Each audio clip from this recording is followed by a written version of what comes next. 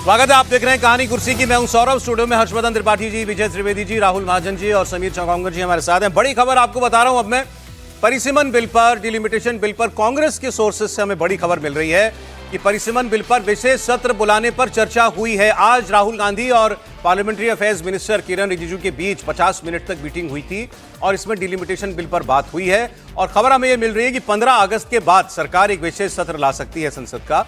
16 से 18 अगस्त की तारीख पर बात भी चल रही है इस विशेष सत्र को लेकर, जिसमें फिर ये महिला आरक्षण बिल और डिलिमिटेशन बिल को पास कराने को लेकर सरकार आगे बढ़ना चाहती है। ये बड़ी खबर है इस वक्त की। पहले भी हम लोग बात कर रहे थे, तब तक ये चर्चा थी कि ये बात हुई है आज केंद्रीय मंत्री किरण रिजिजू और राहुल गांधी की मीटिंग में। उसमें प्रियंका गांधी भी मौजूद थी। तब उसमें ये बात हो रही थी कि तब तक ये खबर थी कि शायद ये इसको लेकर के कोई रीच आउट किया गया है कांग्रेस पार्टी को। अब हमें एक खबर मिल रही है, कांग्रेस पार्टी के सोर्सेस से ये खबर मिल रही है कि सरकार एक्चुअली एक स्पेशल सेशन इस पर लाना चाहती है। इसका मतलब सरकार की तैयारी है, इस पर सरकार आगे बढ़ना चाहती है बिल पर। नंबर शायद सरकार के हो गए हैं, तभी सरकार ने इतनी बात की है और राहुल गांधी से इसके बारे में बात की है, कांग्रेस को इसके बारे में बताया है।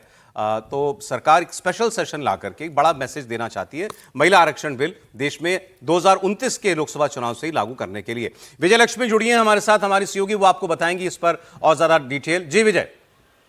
सौरभ, जो चर्चा है वो यही है कि एक स्पेशल सेशन जो है पार्लियामेंट का, या तो 16, 17, 18 या फिर 17, 18, 19 3 दिनों का एक स्पेशल सेशन बुलाया जाएगा, जिसमें डीलिमिटेशन बिल और जो महिला आरक्षण बिल की जो आगे की राह है वो एक तरीके से इस सेशन में जो है वो पूरी तरह से प्रशस्त कर दी जाएगी। एक स्पेशल सेशन हो उससे पहले जो रीच आउट गवर्नमेंट करने की कोशिश कर रही है, आज की भी जो बैठकें चली हैं, जिस तरह से राहुल गांधी और प्रियंका गांधी से किरण रिजिजू मिले, अब सरकार डीलिमिटेशन पर ही ऑपोजिशन की तमाम पॉलिटिकल पार्टीज को रीच आउट करने की कोशिश करें और एक बड़ा मैसेज जाए। इसके लिए ये संभावना पूरी है कि एक स्पेशल सेशन पार्लियामेंट का बुलाया जाए, ताकि एक स्पेशल मैसेज भी जाए इसके ज़रिए। और क्योंकि ये एक बहुत बड़ा ऐतिहासिक बिल होगा, अगर देश के आगे की भविष्य की बात करें, आधी आबादी की बात करें, डीलिमिटेशन बिल के पास होने के बाद उसकी जो राह है वो और आसान हो जाएगी। तो एक बड़ा मैसेज 15 अगस्त के बाद जिस तरह का प्रधानमंत्री का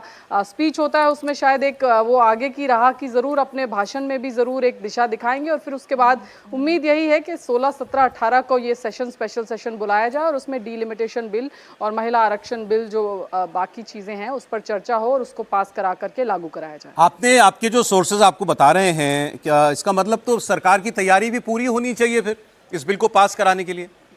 बिल्कुल सौरभ, कल मैंने कुछ बहुत सीनियर लोगों से बात की और सत्ता पक्ष की तरफ से, अगर आप सत्ता पक्ष के लोगों से आप बात करें तो उनके बॉडी लैंग्वेज में पूरा कॉन्फिडेंस झलकता है। कल हमने बार बार बात की जब सत्ता पक्ष के एक बड़े नेता से, तो उनकी बॉडी लैंग्वेज में भी वो कॉन्फिडेंस झलक रहा था। वो उनका कहना था, जब बार बार पत्रकार उनसे पूछ रहे थे कि क्या आप श्योर हैं कि आपके पास नंबर्स हैं, क्योंकि एक बार एम्बैरेसिंग गवर्नमेंट के लिए हो चुका है, तो उन्होंने पत्रकारों से पलट करके पूछा कि आपको क्यों लगता है कि हमारे पास नंबर नहीं है, हमारी तैयारी पूरी है। तो ये एक तरीके का मैसेजिंग जो है ये सरकार की तरफ से है, उनकी बॉडी लैंग्वेज, और उनके पास नंबर होगा तभी जो बात सरकार कर रही है। इस तरह की चीज़ें आ रही है कि डीएमके और बाकी पॉलिटिकल पार्टीज जो हैं उनसे भी बैक चैनल जो बातचीत है वो सरकार की चल रही है, और बाकी जो इंडिया ब्लॉक के अलायंस पार्टनर्स हैं उनके साथ रीच आउट का जो सिलसिला है वो आज सरकार ने शुरू कर दिया है। क्योंकि डीएमके की भूमिका सौरभ इसके लिए बहुत महत्वपूर्ण होगी। डीएमके के एक नेता से थोड़े दिन पहले जब मेरी बात हुई थी, मैंने उनसे पूछा कि क्या आप करेंगे, तो उन्होंने कहा एक अच्छा बिल होगा तो हम अपोज क्यों करेंगे। जब मैंने उनसे पूछा एक अच्छे बिल की परिभाषा क्या है डीएमके के लिए, इस पर उन्होंने कुछ नहीं कहा, पर उन्होंने कहा कि एक अच्छे बिल का विरोध करना पॉसिबल नहीं है, बिल अच्छा होना चाहिए, उसका समर्थन उसी के हिसाब से तय होगा। तो एक फिलर्स कहीं ना कहीं वहाँ से भी ज़रूर मिलते हैं, लेकिन ये बिल पास हो, ये बिल जो है वो संसद के पटल पर नंबर्स के साथ पास हो, इसके लिए डीएमके का सपोर्ट बहुत ज़रूरी है। तो देखना होगा, या डीएमके का ऑन बोर्ड होना, या जिस तरह से भी गवर्नमेंट चाहे, क्या वो एब्सटेन करेंगे या किस तरह का रहेगा, वो देखने वाली बात रहेगी। लेकिन जरूर बैक चैनल टॉक्स भी बातचीत चल रही है। उसके अलावा मतलब ये बात काफी आगे बढ़ गई है। विजय लक्ष्मी, बहुत शुक्रिया, बड़ी अहम जानकारियां आपने दी हैं। विजय जी थोड़ी देर पहले कह रहे थे कि डीएमके के बारे में भी राहुल गांधी को शायद बताया गया सरकार की तरफ से कि वो भी इस पर राजी हो गए हैं। विजय लक्ष्मी जी की बात से एक बात और मैं जो समझता हूँ जितना पॉलिटिक्स को, कि कांग्रेस सोर्स से ये खबर आई है एग्जैक्टली तो इसका मतलब है कि कांग्रेस इसको कंसीडर कर रही है। अच्छा, इसको ये भी समझिए, कांग्रेस केवल मतलब वो ये बता रही है कि बीजेपी इसलिए ये सारा रीच आउट कर रही है, लेकिन कांग्रेस यदि इसके लिए तैयार नहीं होती, मतलब कंसीडर नहीं कर रही होती, तो वो इस बात को जाहिर नहीं करती, लीक नहीं करती। समझे, सरकार ने अभी इस पर कोई जानकारी नहीं दी है। कांग्रेस सोर्सेज का कहने का मतलब है कि मतलब दे आर कंसिडरिंग और they are ready to consider. ये नहीं कह रहा कि वो एग्री कर गए हैं, नहीं कर गए, उनकी क्या शर्तें हो सकती है, क्या नहीं हो सकती है, लेकिन इसीलिए मैं कह रहा हूँ कि जो आइस ब्रेक है ना, वो थोड़ा सा मुझे लग रहा है। और सर देखिए ये भी इंपॉर्टेंट है ना, देखिए कांग्रेस के सोर्सेस से खबर आई है, इंपॉर्टेंट इसकी इंपॉर्टेंस क्या है, ये डेट आई है सामने 15, 16, 17, 17, 18, 19 व्हाटएवर जो भी हो, जो भी होगा, क्योंकि 16, 15 अगस्त का जो सारे एमपीज बाहर रहते हैं। मैं कह रहा हूँ ये सारी चीजें हवा में तो नहीं होती। अब ये कोई विजय लक्ष्मी की कांग्रेस में जिससे भी बात हुई हो, अगर वो ये कह रहा है कि सरकार एक स्पेशल सत्र की बात कर रही है और ये तारीखों की चर्चा चल रही है, तो उन्होंने कहीं से सुना। अभी किरण रिजिजू ने राहुल गांधी को बोला, मैं ये क्लेम नहीं कर सकता क्योंकि ये ऐसा तो नहीं, मुझे मेरी वो हम क्लेम नहीं कर सकते, लेकिन ये बात कहीं से आई, इसका मतलब ये वहां सांसदों के बीच में इस बात की चर्चा है, किसी ने ये बात कही है, सरकार में से किसी ने ये बात कही है, तो इसका मतलब सरकार के पास कोई आगे बढ़ने के लिए कोई वजह है, नंबर होंगे तभी स्पेशल सत्र बुला करके, जैसे अभी किया था अप्रैल में।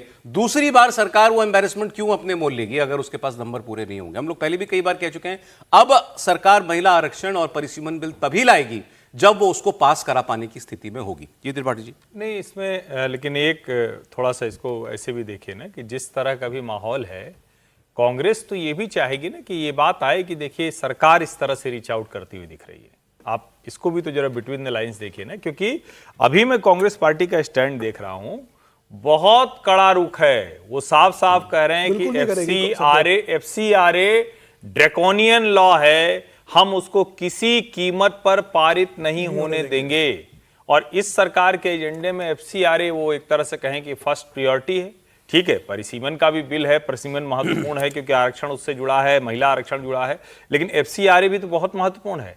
सरकार और विपक्ष के बीच में कोई डेडलॉक टूट गया हो, मुझे ऐसा नहीं दिखता। ये जरूर है कि दोनों अपनी अपनी पोजीशनिंग कर रहे हैं, और अगर सरकार ने तय कर लिया कि 3 दिन का विशेष सत्र बुलाना है, तो मान लीजिए वो विरोध ही कर दें, तो क्या कर लेंगे?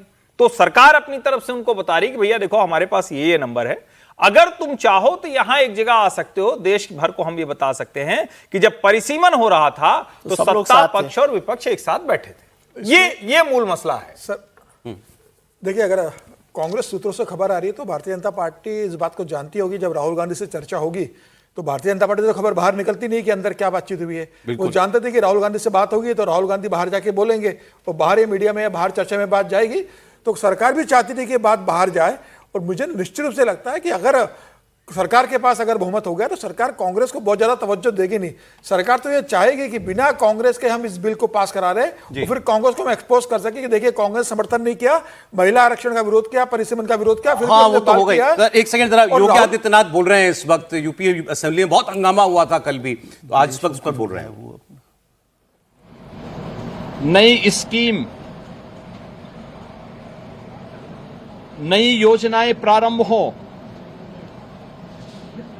युवाओं के एम्प्लॉयमेंट के लिए, उनकी स्किलिंग के लिए, अन्नदाता किसानों के लिए कोई नई योजना घोषित हो सके, गरीबों के कल्याण के लिए कुछ नए कार्यक्रम आगे बढ़ सकें, और महिलाओं के सम्मान और उनके स्वावलंबन के लिए भी कुछ अतिरिक्त प्रयास आगे बढ़ें। इसके लिए हम लोग 59,000 करोड़ रुपए से अधिक की अनुपूरक बजट को भी लेकर के आए थे, जिनके लिए इन सभी मदों में धनराशि की व्यवस्था भी थी। नई योजनाओं को घोषित करने के लिए चर्चा विधानसभा में हो सके, इसके लिए उन कार्यक्रमों के साथ हम लोग आए थे। लेकिन समाजवादी पार्टी के नकारात्मक रवैये के कारण युवाओं के मुद्दे पर, अन्नदाता किसानों के मुद्दे पर, महिलाओं के स्वावलंबन के मुद्दे पर या गरीबों के लिए बनने वाली वेलफेयर की अन्य स्कीमों के मुद्दे पर सदन में समाजवादी पार्टी ने कोई चर्चा नहीं होने दी। इनका ये आचरण असंवैधानिक भी है, युवा विरोधी है, किसान विरोधी है, महिला विरोधी है और गरीब विरोधी भी है। 59,000 करोड़ रुपए से अधिक का अनुपूरक बजट इन नई मांगों के साथ साथ प्रदेश के इंफ्रास्ट्रक्चर की स्ट्रेंथनिंग के लिए एक्सप्रेस वे के नेटवर्क को और बेहतर बनाने के लिए जो माननीय जनप्रतिनिधियों ने डिमांड की थी, उसके लिए भी धनराशि का प्रावधान किया है। हमने प्रदेश के अंदर उस तबके के लिए जो अब तक प्रदेश के विकास में मजबूती के साथ लगकर के काम कर रहा था, आंगनवाड़ी, आशा वर्कर, रसोईया, हंगामे की वजह से वो अनुपूरक बजट जो है उस पर चर्चा नहीं करवा पाया। समाजवादी पार्टी ने हंगामा किया। वो राम मंदिर चढ़ावा चोरी के मुद्दे पर वो हंगामा समाजवादी पार्टी की तरफ से हो रहा था। अखिलेश यादव भी कुछ कह रहे हैं, आइए उनको सुनते हैं। जान ले कि पीडीए में पीडी जो है वो पंडित का शॉर्ट फॉर्म है, और जितनी पीड़ा दोगे, पीड़ा बढ़ाओगे, उतना ही पीडी और मजबूत दिखाई देगा। और हमने कई प्रदेश के उदाहरण देखे जहां पर हमारे तमाम लोगों को प्रताड़ना की है, सरकार ने प्रताड़ित किया है, पीड़ा दी है। और ये प्रताड़ना इतनी दी है जिसकी आप कल्पना नहीं कर सकते हैं। और बहुत से लोगों को बहुत सी घटनाएं पता होंगी। याद होगा जब गाड़ी पलटाई गई थी और मैंने उस समय कहा था कि ये गाड़ी नहीं पलटाई गई है, सरकार ने अपनी सरकार पलटने से बचा ली है। सरकार पलट जाती अगर सच्चाई सामने आ जाती। वो गाड़ी नहीं पलटाई गई थी। जो हमारे साथी ये सामने खड़े वो जानते होंगे, संतोष जी, कि क्या कारण था कि गाड़ी पलटा दी गई। और मैं आज भी कहता हूं कि जब कभी सैटेलाइट की इमेजें निकाली जाएंगी, ये जो नई पीढ़ी के लोग हैं, जो नए जमाने के लोग हैं, नई चीजों को जो समझते हैं, वो जानते होंगे कि जिस समय सैटेलाइट इमेज निकाली जाएंगी उस समय पता लग जाएगा कि गाड़ी किसने पलटाई है। और न केवल गाड़ी इन्होंने पलटाई, हमारे साथी याद दिला रहे थे। मैं आपको बताता हूं अखिलेश यादव क्या कह रहे हैं। वो कह रहे थे पीडीए में पी जो है ये पंडित का शॉर्ट फॉर्म है। पंडित मतलब ब्राह्मण। ये जो वो कर रहे हैं ये ब्राह्मण सम्मेलन कर रहे हैं। ये तो ये ब्राह्मण सम्मेलन क्यों कर रहे हैं? वो आज जनेश्वर मिश्र जी जो कि इनकी पार्टी समाजवादी पार्टी के बहुत बड़े दिग्गज नेता थे, उनकी जयंती है, तो उनकी याद में उन्होंने ये एक प्रबुद्ध सम्मेलन रखा जिसको ब्राह्मण सम्मेलन कहा गया था। उन्होंने अपने कुछ सांसद विधायकों को, वो सनातन पांडे सांसद हैं इनके, बलिया वाले, उनको और एक आध और लोगों को जिम्मा दिया गया ब्राह्मण नेताओं को कि आप ये जनेश्वर मिश्रा जी के मौके पर, जयंती के मौके पर आप एक कार्यक्रम कीजिए। तो इन्होंने पहले जनेश्वर मिश्रा पार्क में ये प्रोग्राम रखा था। वहाँ इनको परमिशन नहीं मिली तो इन्होंने अपने पार्टी मुख्यालय में ये प्रोग्राम रखा। उसमें बताया गया काफ़ी जगह है तो कई हज़ार लोग उसके अंदर आ सकते हैं। कितने लोग आए ये तो नहीं पता, लेकिन ये ब्राह्मणों को लेकर के सम्मेलन वो कर रहे थे। और उन्होंने क्या कहा अभी कि इतनी प्रताड़ना हुई है जिसकी कोई हद नहीं, ब्राह्मणों की इतनी प्रताड़ना की। देखिए हाथ में त्रिशूल भी उन्होंने लिया हुआ है, और पीडीए में अब उन्होंने पंडित भी घुसा दिया है।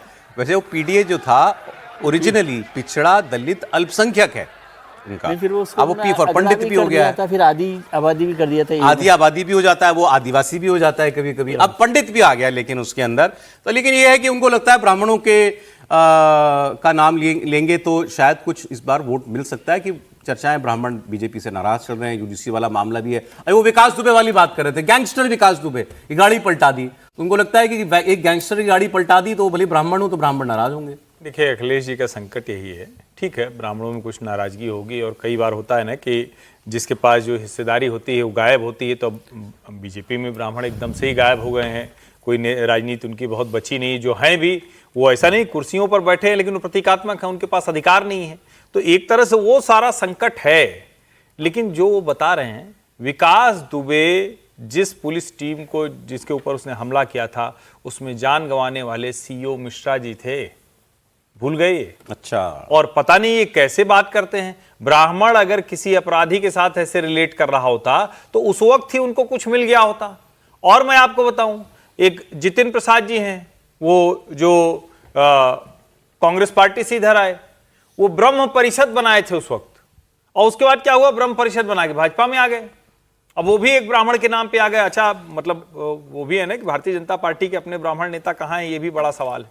लेकिन क्या उस तरह से अखिलेश यादव कह भी पा रहे हैं, बता भी पा रहे हैं? और पता नहीं कब कौन इनका प्रवक्ता खड़ा हो जाए और कहे कि ब्राह्मण तो पाखंडी है, ब्राह्मण तो ये है, ब्राह्मण तो चोरी कर रहा है। फिर इनके सांसद जो है वो पप्पू यादव वाला प्रकरण हुआ ही, वो तो मतलब मुझे लगता है कि थोड़ा तय करना पड़ेगा।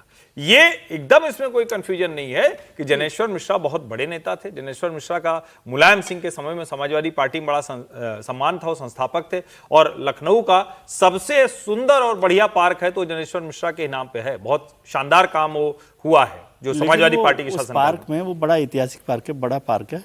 जब समाजवादी पार्टी टूटी, जिस दिन सिल्वर जुबली जो प्रोग्राम था 25 साल का, तो वो जनेश्वर मिश्र पार्क में कार्यक्रम हो रहा था। वो जब अच्छा, वो कार्यक्रम वहीं था, अखिलेश जी, मैं वहीं मौजूद था, तो वो कार्यक्रम वहीं मुलायम सिंह जी और अखिलेश जी, और जो झगड़ा हुआ था समाजवादी पार्टी जो टूटी थी, हाँ, तो वो भी जनेश्वर अमर हो गया वो पार्क। मतलब मुझे लगता है ना कि अखिलेश जी ये बात जो कहते हैं वो इम्पैक्ट कैसे आ गया, सोच के कि उनके नेता तो ब्राह्मणों को गाली दे रहे हैं। लेकिन प्रयास में तो प्रयास तो ठीक है भैया, वो ब्राह्मणों को भी साथ लाना चाहते हैं, इसका तो आप लोगों को वो करना चाहिए। आज भैया जनेश्वर मिश्र का आज ठीक है जन्म तिथि है। अखिलेश यादव वो तो छोटे लोहिया कहलाते हैं। जनेश्वर मिश्र 7 बार केंद्रीय मंत्री रहे सर।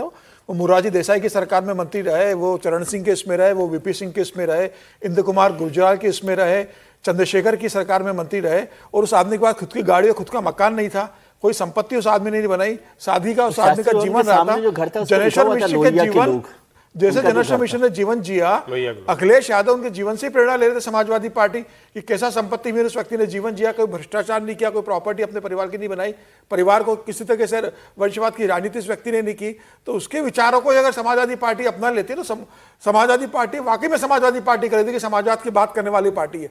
समाजवाद की बात करते हो, समाजवादी पार्टी उस पर आपने बनाई। राम मनोहर लोहिया का आप कहते हो कि हमारे आदर्श पुरुष रहे हैं, और उसको आधार पर आपने जो संपत्ति बनाई, परिवारवाद की राजनीति की, सारे राम मनोहर लोहिया जनेश्वर मिश्र के संस्कारों को आपने जिस तरीके से सरे बाजार में बेचने का काम किया है, और आप जनेश्वर मिश्र का सत्कार कर रहे हो कि हमने पार्क बना दिया। भाई उनके विचारों उसूलों पे चलो, उनके पार्क और मूर्ति बनाने से आपको कोई राजनीति नहीं। और एक सीरियस बात और सर, ये जो वो बार बार पीडीए की परिभाषा बदल रहे हैं ना, ये वो कंफ्यूज ठीक नहीं है। ये वो एक्चुअल पीडीए वाला कंफ्यूज हो जाएगा कि वो जो पीड़ित है, जो पिछड़ा है, वो कंफ्यूज होगा। हाँ, लेकिन जब हाथी नहीं गणेश है तो फिर क्या हो गया? पी से पी पंडित भी हो जाता। सर उनका प्रयास गंभीर था ना, उनका प्रयास, तो उनको वोट मिल गया। इनका जो वोट बैंक है वो कहीं कंफ्यूज ना हो जाए। ब्राह्मण तो जो होगा वो होगा, देखा जाएगा कि कितना जा रहा है कि नहीं जा रहा है।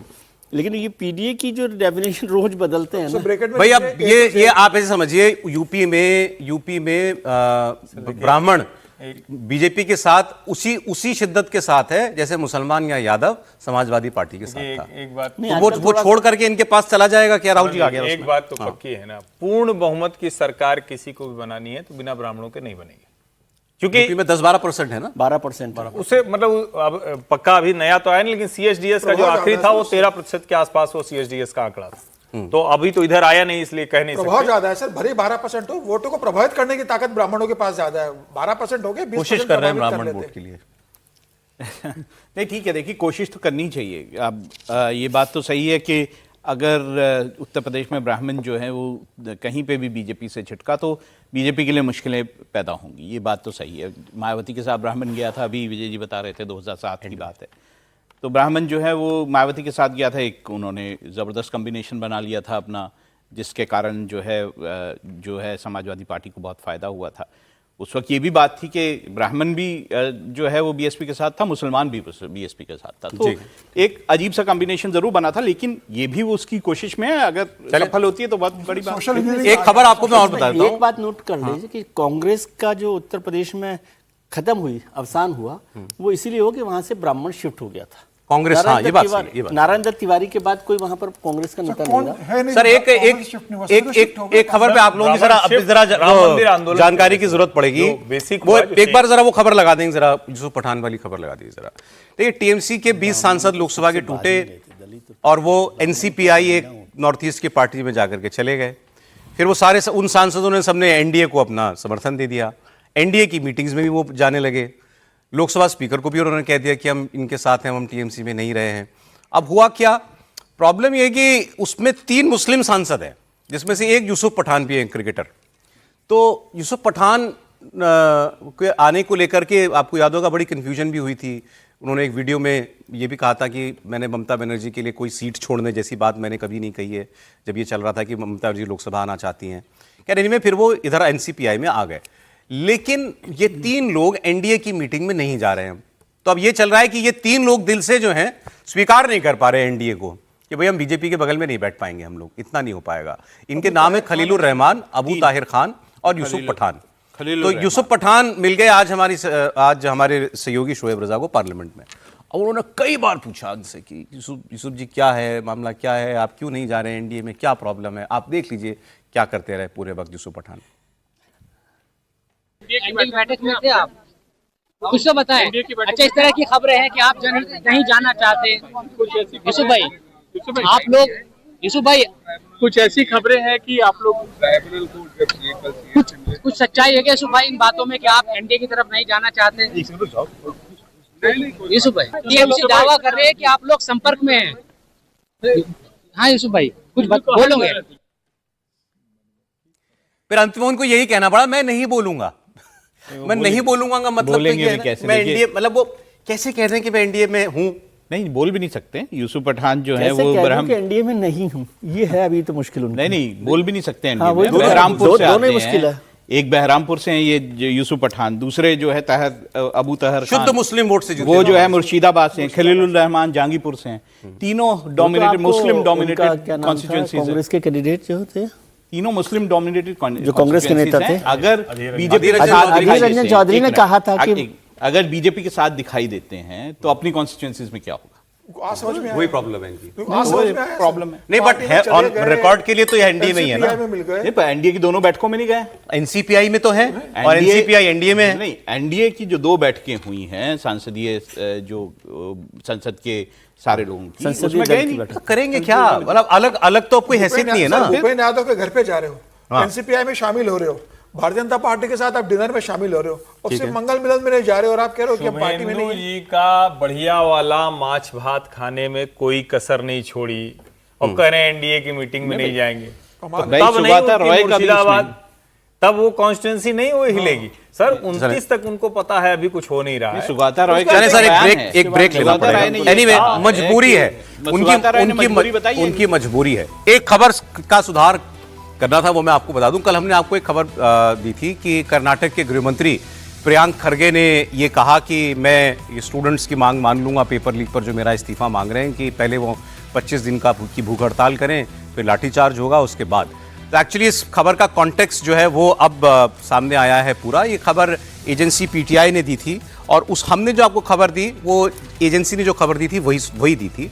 लेकिन एजेंसी ने अपनी खबर में सुधार करते हुए ये बताया है कि प्रियांक खड़गे स्टूडेंट्स के लिए नहीं, बीजेपी के लिए ये बात कह रहे थे कि मैं बीजेपी पहले ये 25 दिन का अनशन करे, उसके बाद फिर अगर लाठीचार्ज होता है तो लाठीचार्ज हो, और फिर जो है मैं इस्तीफा देने के लिए तैयार हूं। तो क्योंकि एजेंसी ने अपनी खबर सुधारी तो हम भी अपनी खबर में सुधार करते हैं। हमें खेद है इस खबर का। तो हम सुधार लेते हैं, अब सुधरी हुई खबर पर बात कर लेते हैं। हाँ, अगर वो ये कह रहे हैं कि विपक्ष को पहले इतने दिन तक ये करना है, फिर भूख हड़ताल करना है, फिर वो सब जो प्रक्रिया उन्होंने बताई है वो करना है, तो खड़े तो अभी भी वो वही है।